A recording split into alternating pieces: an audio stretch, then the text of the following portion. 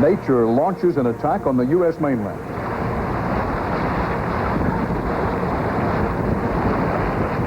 Hurricane Andrew bombs southern Florida with killer winds and rain. We've lost our homes. We've lost everything. The National Guard moves in to keep order. And now the powerful storm is ready to strike again.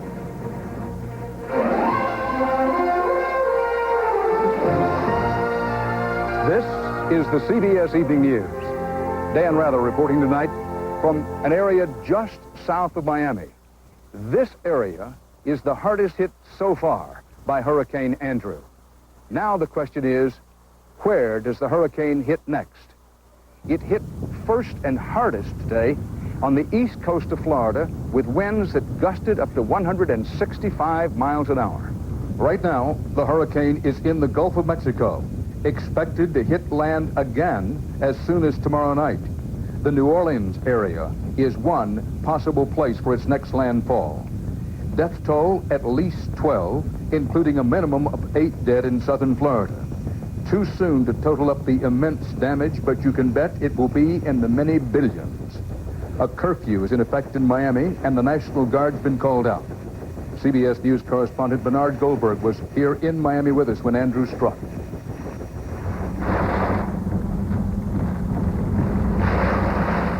It was one of the most powerful hurricanes of the century, winds gusting to 165 miles an hour. And if the image makers like to think of Miami as an American paradise, in a flash, Hurricane Andrew turned Miami into a paradise lost.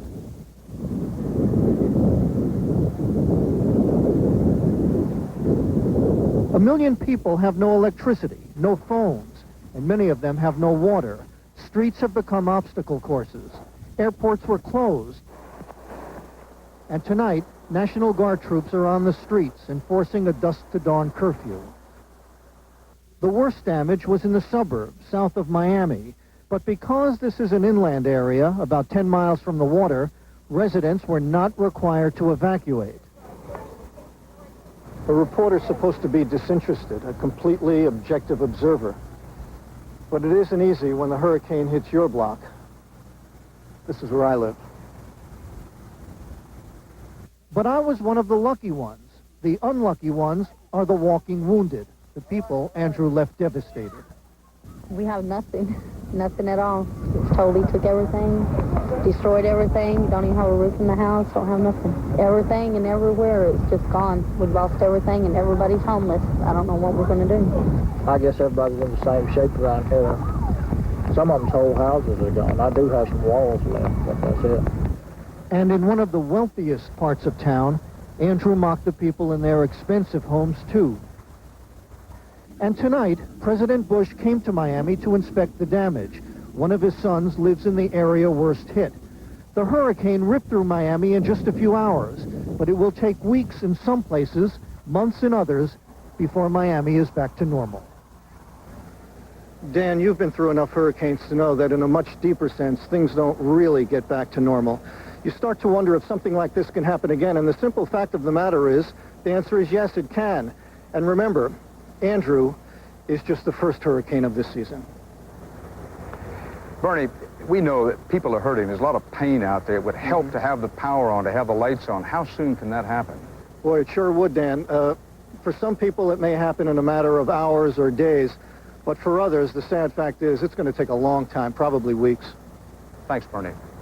Andrew became a tropical storm 1 week ago today. It was upgraded to a hurricane on Saturday morning out in the Atlantic east of the Bahamas.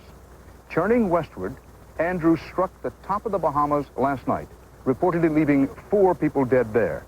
Then the hurricane came plumb bob straight right to the coast of Florida, slamming shore this morning just after 5 o'clock Eastern Time, 25 miles southwest of Miami. The eye of the storm tore through the community of Homestead, then raced, luckily for Floridians, across the very southern tip of Florida. Remember, the Everglades takes up a lot of that space, and 3 hours later entered the Gulf of Mexico. And that's where Hurricane Andrew is tonight, out in the Gulf of Mexico. It is expected to hit land again, with Mississippi and Louisiana considered the most likely places where it may hit.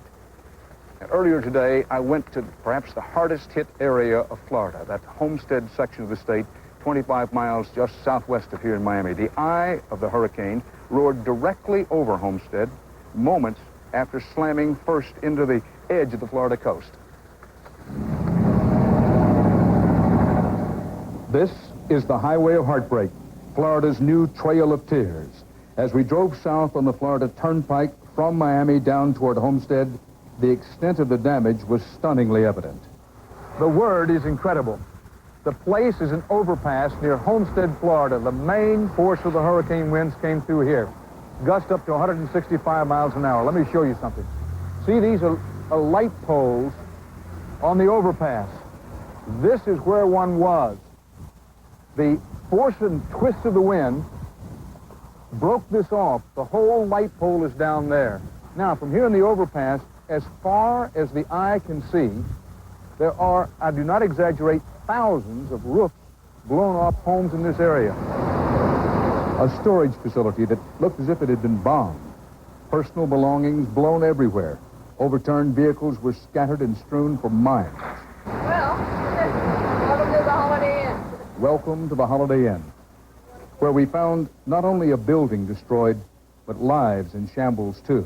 We are at the hotel. Just a few employees will stay because our house is, we lived on Holiday Road. There's no house. We have no house to go back to. And Paul, my brother, My new car is brand new. I've been trying to call it, come get us. Don't cry. Don't cry. Don't cry. At least you're alive. It's okay. Don't cry. It's okay. It's okay. What's been lost? Well, I'm the food and beverage director. I've lost my restaurant, and my bar, my banquet rooms. We've lost our homes. We've lost everything. The National Guard was hurried to this shopping center where, incredibly, looting was going on during the storm. What's happened here? These three gentlemen right here are under arrest for looting. They were caught inside here by members of the Guard and a Met-Date officer as they were inside the Bernheims. What this was, I don't know, but it was a 3/4 of a city block of something. Gone, leveled. Across the street, Toys R Us has become Toys Was Us. Completely destroyed. President Bush has declared 3 counties federal disaster areas, and in the neighborhoods, you can see why. People trying to climb out, clean up, and figure out what they had left. Anybody hurt? No, nobody was in there. Everybody, we were inside, you know, my parents were in the bathroom with my brother and sister, and I was in the closet with some friends. Are you Catholic? Yeah. Were you praying? Oh, Yeah. what night? This was your room? Yep. I mean, it's just ironic that you know, that picture there that was just given to us is just standing still there, but... And the people. These people are not accustomed to easy lives. Today they kept telling us it was worse someplace else. And it was. Did you think you might die? Yeah, one time I thought the roof was coming off and we would go flying. So what were you doing at that moment? What I was doing, praying. Very hard. After a long night, everyone who lives along the Homestead Highway is still in shock, still in disbelief. You know, I think some people saw some of the hurricane and said, well, it's not so bad. It is. It's terrible. I don't think anybody got killed, so that's a good part. That's a good point. That's a good point. Well, Property can always be replaced. thank you very much. Okay, Good luck thank to you. you. Good luck. Thank All you. right. Good luck. We need it. Sorry this happened to you. Thank you. Thank you. you. Thank you. Yes, they need it. Luck and a lot of help. Still to come on tonight's CBS Evening News, live from Florida. We'll take you across the Gulf to the place the hurricane may hit next, so stay here with us.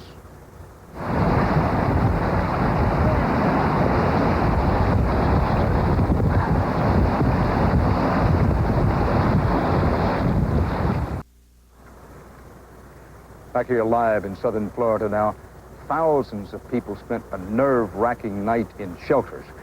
Many of those who went home today had their hearts broken, their dreams shattered, as Giselle Fernandez reports from West Dade County. For many who braced themselves for the howling nightmare of Hurricane Andrew in shelters, not knowing what the morning would bring seemed unbearable.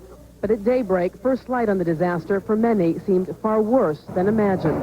Oh my God. Even residents who weathered the storm in their homes couldn't believe how devastating the night had been. What did you do to get through this last night? Just sit there. in the kitchen. I was praying to the Lord. It helped.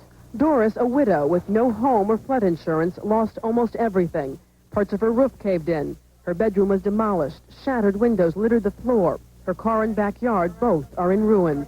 This is as clean as... Doris's neighbor, Gino Sanfilippo, also was hit hard. Before the hurricane, he had plans to retire and sell the house, now flooded and destroyed. The truth of it is, you get wiped out after you build up something for so many years. Just unbelievable. 156th Street is one of the neighborhoods hit hardest by Hurricane Andrew. As if the chaos in their homes and here out in the streets is not enough, neighbors are having to contend with yet one more battle. Some are having to fight off looters. Looters also have begun preying on businesses, unabashed, taking advantage of the crisis. It's pretty sad. You know, that people have to really get on to people when they're down. Some residents can't even seek refuge or comfort in their neighborhood churches, demolished in the storm. I could not imagine that it was anything like this. They're going to have to tear the whole building down, and I'm just wondering where we're going to go to church. Despite beaten spirits, Doris, Gino, and the neighbors have already begun cleaning up, rebuilding. They wasted no time. For some residents, the cleanup is going to be very extensive, and 90% of Florida homeowners reportedly have no flood insurance. All hurricane survivors are being urged to apply for government aid very quickly because the low-interest loans that are offered do tend to run out quickly. And before I sign off, Dan, I should note that in the shopping center where we've been standing, looting has continued to go on this evening. Right out in the open, people have been driving up, running into the stores, raiding them, taking out bags of stolen goods and driving away, not seeming to care whether they're seen or whether or not they're caught. Dan? A footnote, the National Guard is on duty with the police, but the U.S. military is not. Giselle, you and I know there's a poignant story on every street corner and every block. Which one burned deepest in your memory bank today? I guess the story of Doris, the woman that you saw in my piece just a moment ago. She's alone, she's a widow, and she's lost really everything. And really, it's the community neighbors who have come to her aid to help her out. And I think it's that kind of spirit that really keeps this community together. And the spirit that the people say they still don't want to leave Florida. They love it here. This is their home, and they won't let a hurricane drive them out. I like that spirit. Thanks, Giselle, who is in southern Dade County. After its 3-hour rampage, the hurricane entered the Gulf of Mexico just below Naples on Florida's west coast. Near Naples, in Everglades City, and on Marco Island, there were overturned cars, flooding, and some damage. But CBS News correspondent Aaron Hayes reports the area escaped the kind of destruction the hurricane inflicted on South Florida's other eastern side. Now, the hurricane is now turning its attention to the Gulf Coast. It could strike anywhere from the Mississippi-Alabama line on over to Louisiana, possibly even as far over as Texas, within the next 48 hours. Hurricane warnings are up in the area. The mayor of Grand Isle, Louisiana, a very low place, warned that Andrew is coming like, quote, a bull out of the chute. Scott Pelley is in New Orleans. Good evening, Dan. Just a few hours ago, the mayor of New Orleans ordered the evacuation of low-lying areas. This evening, those evacuations are well underway. The people in Bayou country know they have precious little time once the water begins to rise. This Mississippi Delta area is perhaps one of the most vulnerable in all of the Gulf Coast region because many people are living on nothing more than the sediment of the river. Their houses are built on that sediment just a few inches above the waterline. Oil companies today began evacuating thousands of offshore workers and bringing in as many of their offshore oil rigs as possible. We are told that levee control district workers are now filling thousands of sandbags and are busy closing the 111 levee gates that protect the city of New Orleans. It's important to remember that New Orleans is virtually completely below sea level. It's helpful to think of the city as being in the bottom of a soup bowl with the levee system forming the edge around it. The mayor of New Orleans says today that anyone who is able to evacuate now should do so, although that evacuation of the entire city is not yet mandatory. We understand that the governor of Louisiana has put the National Guard on standby. Dan? Scott, in the late 50s, it was a terrible hurricane with a high death toll in that area of Louisiana, around New Orleans, between New Orleans and the Texas border. Is there any talk around New Orleans that this could be, in its own way, perhaps the worst hurricane this half-century?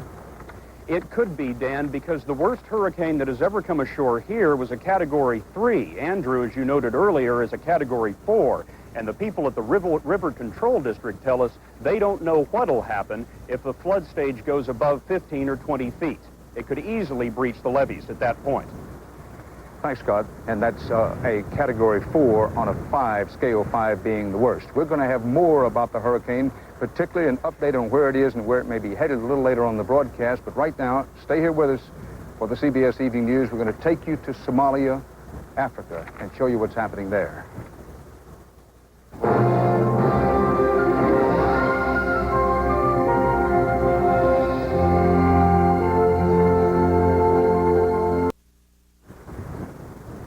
Back now live in southern Florida, where there's still a lot of strange-looking clouds, shifting winds, and occasional rain.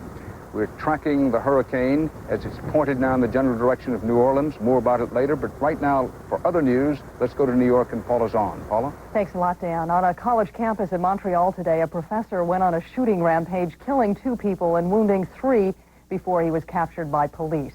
It happened at Concordia University. A witness said the professor was walking across the grounds like a robot, firing a pistol. He reportedly was angry because the university had denied his tenure. A U.S. military relief operation is up and running in Kenya, bringing food to starving refugees from the civil war in neighboring Somalia. Later this week, the U.S. airlift will go into Somalia itself. CBS News correspondent Dr. Bob Arnott is there. Yeah, he's good. He's dead. A young orphan dies in the village of Badoa. This is the face of death seen hundreds of times every day throughout Somalia. An apocalypse of enormous dimensions, even for Africa. This is probably the worst thing I ever hoped to see in my life as far as total devastation. This week, the United States begins a huge humanitarian airlift, moving 145,000 tons of food to Somalia. Some relief flights from Europe are already landing, but most of the food never gets where it is needed most. We bring in tons of food every day, and as fast as we bring it in, it gets looted. As fast as we bring in medical supplies, they get stolen. Every street plays like a scene from Road Warrior. Armed gangs run rampant in a country where the right to bear arms is the only law of the land. How many patients do we have in now? 150? We have 100 patients or so, and out of those, about 98 are gunshot wounds. 10-year-old Salou was caught in the crossfire of gangs fighting over turf. Rival armies widely loot and kill the innocent. Their most lethal weapons are not machine guns, assault rifles, and grenade launchers, but rice, pasta, and vegetables. Food deprivation threatens the lives of 2 million Somalis. But the young men who steal food from women and children are well-fed, fashionably dressed, and growing wealthy.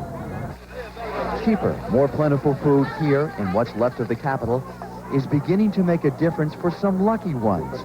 And as aid starts to flow into the country, the world hopes there will be many more. Bob Arnott, CBS News, Mogadishu.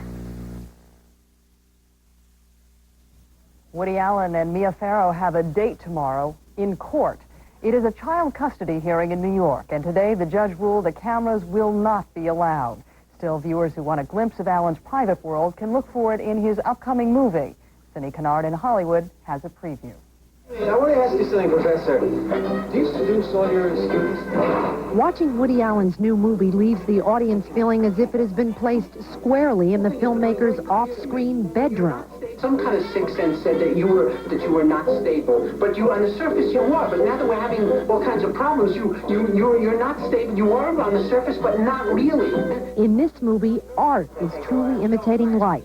The film take is a breakup between Allen and longtime companion Mia Farrow, with Allen smitten by a young college girl. In real life, there's an Allen-Farrow split, with Allen admitting he's in love with Farrow's 21-year-old adopted daughter. The true-to-life scandal has left Hollywood wondering about the effect on Allen's career. I think Woody Allen has big problems right now. He will have a difficult time with an audience finding his films funny from now on. But will moviegoers close the curtain completely on Allen for this sex scandal that is captivating America? Hollywood history records some unforgiving audiences.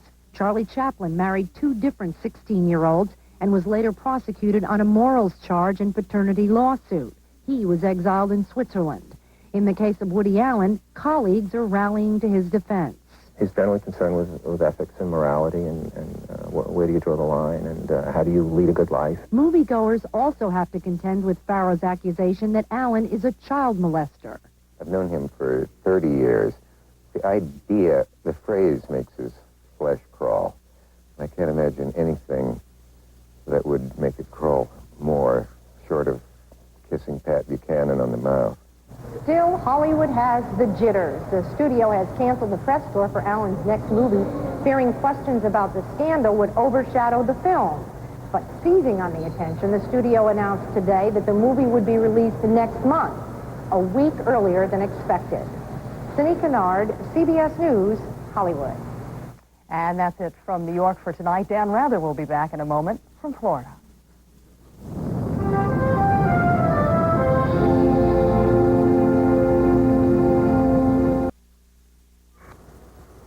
Live now from Florida, our old friend and one of the world's great hurricane experts, Dr. Neil Frank, is standing by at Channel 11 in Houston. Dr. Frank, what can we expect next? Well, Dan, everybody anticipates that the storm is going to turn to the northwest. If that turn takes place in the next couple of hours, then it could be Alabama or Mississippi. If the turn is delayed, then we're talking about Louisiana and maybe even the upper Texas coast, so we're watching it very carefully. And its top sustained winds at the moment are? 140 miles an hour, and it could gather some more strength. Whew. Thanks, Dr. Neil Frank. Our thanks to also the friends at AT&T, American Telephone and Telegraph, who've been so terrific to us and for us today. Dan Rather, reporting live from Florida for the CBS Evening News. For news about the hurricane, stay tuned to this CBS station. I'll see you tomorrow. Good night.